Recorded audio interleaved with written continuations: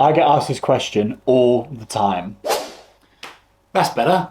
Now, despite what the TikTok comment section wants to say. Hey Moto, why'd you ride a 125? Don't you have a big penis like me? By the way, you wanna borrow my butt plug? Now, I love my 125. I've got an Aprilia 2-stroke, 10 years old, makes a great noise, goes, I don't even know how fast, but it doesn't really matter because I live in a city, so I can't go that fast anyway. Do I feel like I need a bigger bike? No. Will I be trading it for another bike soon? Maybe, but that's more for another time. Let's go for a ride. It's been a couple of days since I've ridden this, so let's give it a cold start. See how she is.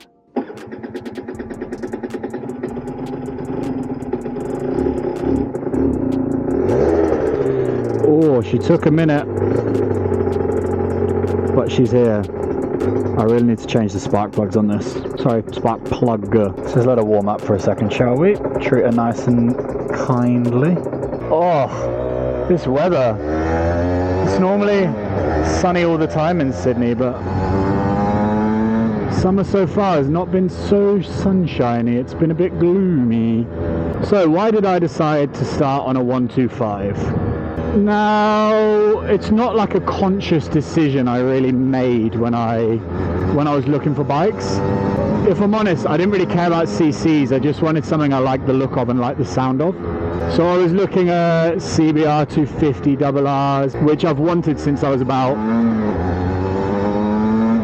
15 years old, but they were pretty tough to find just because, I don't know, they weren't tough to find, but well looked after ones were tough to find for like a reasonable price. And then I was kind of looking at exciting beginner bikes, and then I saw this come up and I wasn't really aware of it, and I had a look and I watched some reviews, I watched a couple of videos on YouTube, you know, and I thought, oh my god, that actually sounds sick. I like the 2-stroke sound.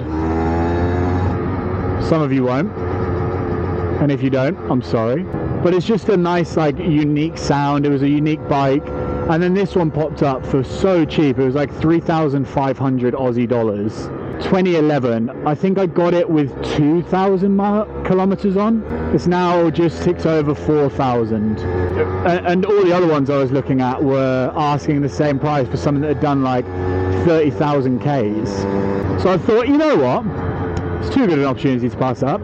So I went and picked it up the same day. Saw it in the morning, went and picked it up in the afternoon, then she was mine. And then I will be completely honest with you, the first time I rode it, because I'd ridden like dirt bikes and stuff when I was younger, but I hadn't ridden properly for a few years. And then I'd done my learner license, what do they call it here? The pre-learner course, which you just use like a CB125 or whatever they're called. So when I got on it, I was like, oh my god. I'd never been in that like tucked up sport bike position before, and I felt like I was just like this, like tucked over it. I'm gonna be honest, I was a little bit scared. I was riding it and the bike point was in random spots. I wasn't used to revving a bike so high. The noise scared me, and I was like, oh no, what have I done? And then took it out the next day, got used to it a bit. And then slowly over the next couple of weeks I got used to it, and then I started to fall in love with it because it's such a unique bike. It turns heads, makes an exciting noise. Yes, it can be a pain in the ass, but it's my pain in the ass, you know? Like, she's my special thing. That's sort of the point of this video, is it doesn't really matter what you get. We'll just let this guy turn around. I don't want to die today, really. It doesn't really matter what you get as long as you like it. And all those comments, since I've started to get more views and more followers, to be fair, my comments have been pretty good because it seems to be actual bikers that appreciate it. But there's the odd one that's like, man, why don't you get a 600 instead of a 125? I'm 17 years old, I run a 600 and I can go this fast, and you're a pussy because you ride a small bike and I've got a big dick because I ride a big bike. You know those comments, you know the ones. You know the ones. It's usually someone with a profile picture of either nothing or Valentino Rossi. Wank stains, we like to call them. And it just makes me laugh every time. I like to have a play and have a joke with them because I don't care. But I know how some people see that and see those comments, and it's like there's just no need. It can do a few things. One, someone could end up really wanting a bike and then like not getting it because they bow to peer pressure, especially younger people. Like, I'm 25, I don't really care, but like a 17, 18 year old, 16, 17, 18 year old that's just getting their first bike, that just wants like something that's not too powerful, sounds cool, unique, might end up going then for what everyone gets and getting an R7 and, you know, just not having as fun of an experience as he could have. I'm not saying that they're not good bikes, but you know what I mean. The other side of things is that person may never want a bike that big or whatever, and they might fall to it, or they might read these comments and then they end up getting something like a R6 that can go stupid fast, and then end up, you know, seriously hurting themselves from all because they wanted to look cool on Instagram or on TikTok, which is never a good reason to do something. Plus, if all you can afford is a bike that costs $3,000, then it doesn't really matter, because for your first bike in particular, you probably shouldn't be getting finance out on it for a few reasons, because you don't know, even if you've ridden dirt, even if you've ridden off-road, whatever, you might not like it. When you start riding, you might be like, oh, this sucks, like I just hate all the traffic or something, you know? So it's not worth it for your first motorcycle. Maybe later on, but I don't know. So there's lots of reasons to buy a certain motorcycle, and because some random on TikTok told you that the bike you were going to get sucks, or the bike you want isn't big enough or whatever, buy this bike is not a reason to go buy a certain motorbike.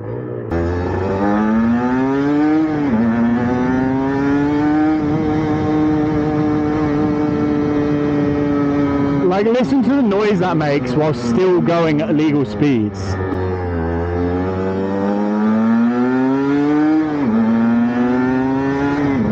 Now, this isn't me saying go out and buy a 10-year-old Aprilia RS 125, because for a lot of people they probably shouldn't, but I'm just saying, if you like something and you like a bike and you want something, then do it. Fuck what everyone else thinks. And that goes not just for bikes but life. Like, if you really, really liked a girl and like people were like, oh, you shouldn't date her, she's blonde, she's not brunette, everyone should date a brunette, like, what the fuck? Imagine that. I know that's a bit of a crazy example, but you know what I mean? You know what I mean? Alright, where am I going to get lunch from? I'm thinking maybe just like a petrol station sandwich. Is that weird that I just absolutely love just petrol station sandwiches? The worst part is, in the UK you have a meal deal, right? If you're from the UK, you know what I mean. And they are just the best thing ever. You get a drink, you get a snack, you get a sandwich. They don't do that here. Instead you get the reward of paying $9 for a sandwich from a supermarket, which, if you're asking me, isn't worth it. But do I buy them? Yes, I do. Maybe I'll ride up to Longreef or something, shall I? Go on the main road, open this baby up. Go on, make this light, make this light, make this light. This light takes forever. Go on.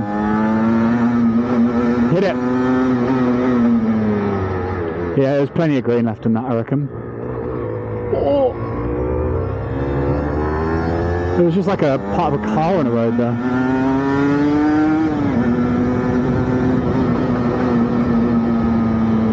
Like, this thing can move. Yes, it can. It moves like a push bike between like 0 to 6k revs, but above that,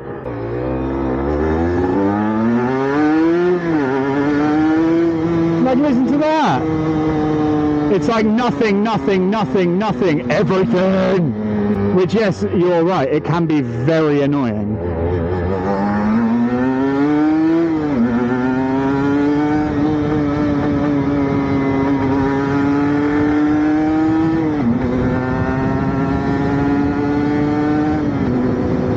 But it's also very, very, very fun, and it gives you like the biggest smile on your face, which is why most of us ride bikes, right? Yes, I also ride this just like to get from A to B, or like today, just to go and get lunch. I sold my car. I just live that bike life, boy.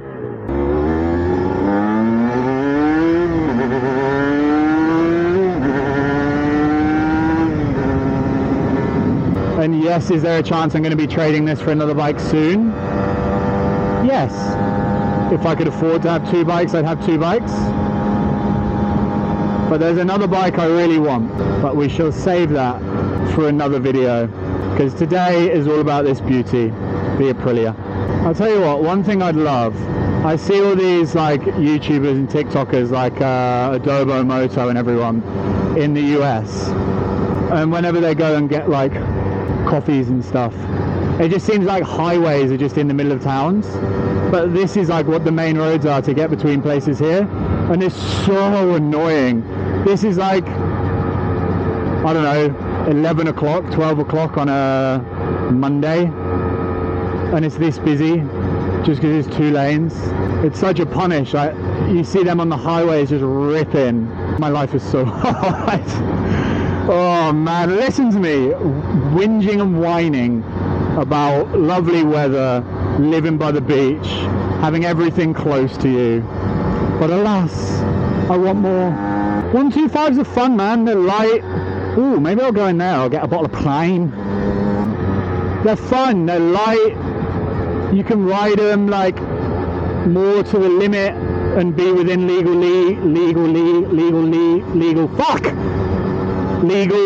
speeds. God, I was just stimming then. And Q comments on this video like, "Man, you're just angry because you can't afford a big bike." Well, yeah, you're right. I fucking can't. But I think this bike is, when it's so hard to ride. Like when you first get on it, it's so hard to ride. And then you learn how to control the clutch, how to hill start, how to ride slowly on it. And I genuinely think it's making me a better rider. We'll find out when I get on a big bike. Listen to me riding through a residential area at 8k RPM, yobbing around, annoying everyone. Is that not what you want from a bike? Certainly what I want from a bike. Like, listen to this. Guess how fast I'm going. If you guessed the speed limit, you'd be correct. Because I never go over the speed limit. Tell you what, this is the first time riding without a backpack on my back in a while. Shit's freeing. Feels like I'm freeballing. You know when you get home, you'll get this surely. When you get home, the best feeling, when you get home after a long sweaty day. Oh yeah, pull over on the bridge, fair enough. Makes sense. She's just pulled over in the middle of the road. That is amazing. Oh goodness. You all know this feeling, boys. When you get home after a long ride and the boys, they've heated up a bit on the tank. They've got a little bit sweaty, a bit yeasty, one might say. That's a disgusting word. I'll never say that again. I apologise. And you think, you know what? I don't quite want to be naked, but I'm going to go pick out my favourite pair of jogging bottom shorts. You know the ones I mean? Like that jogging bottom material, like trucky pants. And they're cold on the inside. So you take off all your clothes, you take off your underwear, take off your boxers, and then you put those shorts on and you just sit on the sofa and you feel that breeze run up your leg, and it just gives you a little tickling, a canoodling, connivaloodling on your ball sack, and you just go, oh goodness, that feels good, and it cools you down. Wait, what was I saying? What was I even talking about? How did I get onto sitting on the sofa with your balls out? Backpack. Yeah, riding without a backpack genuinely feels like that. Now, for those without testicles, I'm not sure what the comparison is like. Jesus, just look at that view as I talk about testicles. I'm not sure what the comparison is, because I'm not sure, is it as nice on your flaps? Can I call them flaps? Would you prefer if I called them a ham salad sandwich? These are the things, these are the questions we men need answered. Me man, you meat flap. Alright, I'm going to stop, because that's fucking disgusting. But what I want to say is I'm riding without a backpack and it feels lovely. I feel like after that, this is a good point in the video, that either because the people that have switched off probably don't want to be subscribed to me anyway. but the people that have stuck around probably really like me now. So drop a like, drop a comment where you're from. Do you live near me? Are you from? Give me your exact address. I'm going to come find you. That's a joke. Don't do that, you freaks. But let me know where you're watching from, because my TikTok and Instagram audience seem to be from all over the world, which is awesome. Make sure you like, subscribe, comment, share, repost, text your nan, text your nan's, I was going to say your nan's nan, but that would be your great-great-grandmother, so she'd probably be dead. Text your mum, or you know what, never mind, I've got your mum's number, I'll text her instead. Text your uncle, text your ex-boyfriend, tell him, hey ex-boyfriend, Motovision just released a new video. Maybe we should bump bananas, we should have sex and watch it together. And then I'll just be like this in the background, oh yeah, oh you putting in work, you putting in that work, boy, you putting in that work, yeah, get it, oh you gots to get it. What a perfect time to go get a 7-Eleven sandwich, a bottle of Prime and some petrol. Do I have 98 here? Super unleaded. Oh, supreme. She's a thirsty girl today.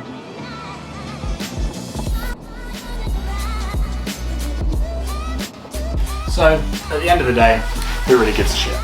As the wise old man, Adobo Moto says, ride your own damn ride.